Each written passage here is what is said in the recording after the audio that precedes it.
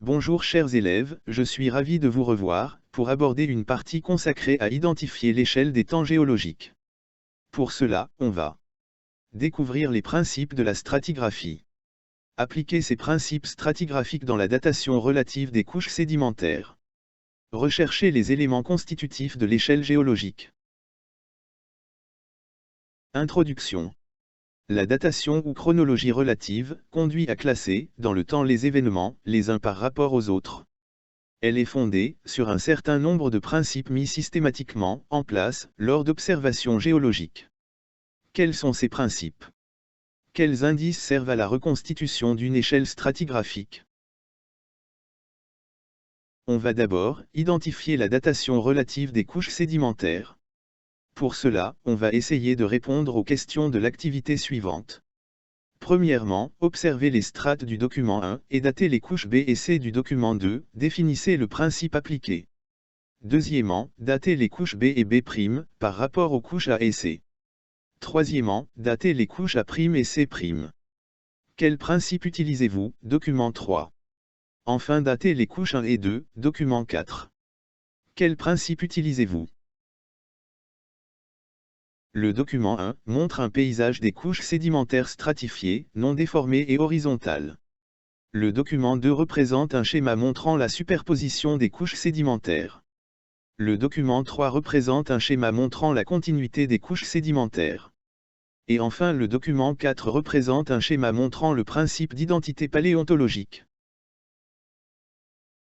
Maintenant, on va accéder aux réponses.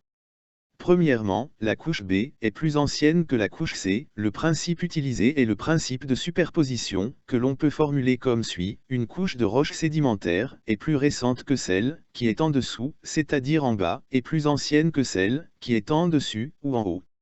Les couches, ou strates, ne doivent pas être déformées. Deuxièmement, sur le document 3, la couche B est plus ancienne que la couche C et plus récente que la couche A. De même, la couche B' est plus récente que la couche A' et plus ancienne que la couche C'. Les couches B et B' constituent la même couche, malgré la variation latérale de la nature lithologique. Donc les couches B et B' sont du même âge. On a appliqué le principe de continuité, que l'on peut formuler comme suit: une couche de roche sédimentaire a le même âge sur toute son étendue horizontale, même si sa composition change, et malgré les discontinuités dues à l'érosion. Enfin, troisièmement et quatrièmement, les couches 1 et 2 ont le même âge, puisqu'elles contiennent les mêmes fossiles stratigraphiques. On a appliqué le principe de l'identité paléontologique, que l'on peut formuler comme suit: deux couches de roches sédimentaires ont le même âge si elles contiennent les mêmes fossiles stratigraphiques. Le bilan suivant est pour récapituler ce qu'on vient de voir. Les couches, ou strates sédimentaires, se déposent horizontalement dans l'eau, les unes sur les autres. Les plus anciennes sont à la base, et les plus récentes sont au sommet. La datation relative est une méthode de datation qui permet d'ordonner dans le temps, les uns par rapport aux autres, des structures et des événements géologiques et biologiques. Ce positionnement est basé sur trois principes. Principe de superposition: toute couche est plus récente que celle qu'elle recouvre et plus ancienne que celle qui la recouvre. Principe d'identité paléontologique: deux couches qui présentent le même fossile stratigraphique sont du même âge. Principe de continuité: une même couche sédimentaire a la même âge sur toute son étendue. Maintenant, on va découvrir et identifier le rôle des fossiles dans l'établissement de l'échelle stratigraphique. Pour cela, essayez de répondre aux questions de l'activité suivante. D'abord, en vous aidant du document 5, classez les fossiles en fossiles stratigraphiques et en fossiles de faciès, déduisez les caractéristiques de chaque type. Ensuite, précisez l'importance géologique des fossiles. Voilà, ce document montre une échelle stratigraphique qui permet de déduire que l'âge de la Terre est divisé en 14 aires géologiques qui sont: le primaire, caractérisé par la présence des trilobites. Le secondaire, caractérisé surtout par les ammonites. Ensuite, le tertiaire, caractérisé par l'abondance des numulites et de l'ostréa.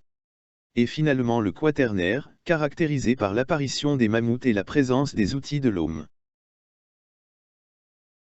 Concernant la première réponse, les fossiles de faciès sont des fossiles caractéristiques qui permettent d'identifier le milieu de sédimentation, marin côtier, marin profond, lac, lagune, rivière.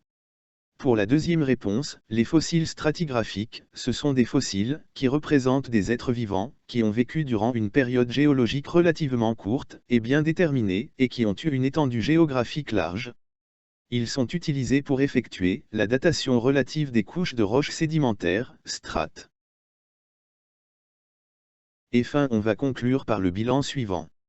Les fossiles sont des restes d'animaux ou des témoignages de leurs activités, traces, empreintes, moulages ou de restes de végétaux conservés dans les roches sédimentaires.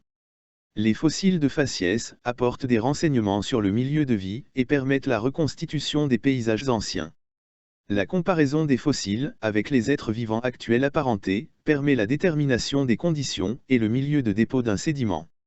Les fossiles stratigraphiques permettent de déterminer l'âge des couches sédimentaires. Le document suivant permet de montrer l'importance de fossiles stratigraphiques dans la subdivision du temps géologique, ou autrement dit, l'échelle stratigraphique. On déduit que le temps géologique est subdivisé en 4 ères géologiques, où chaque ère est subdivisée en périodes.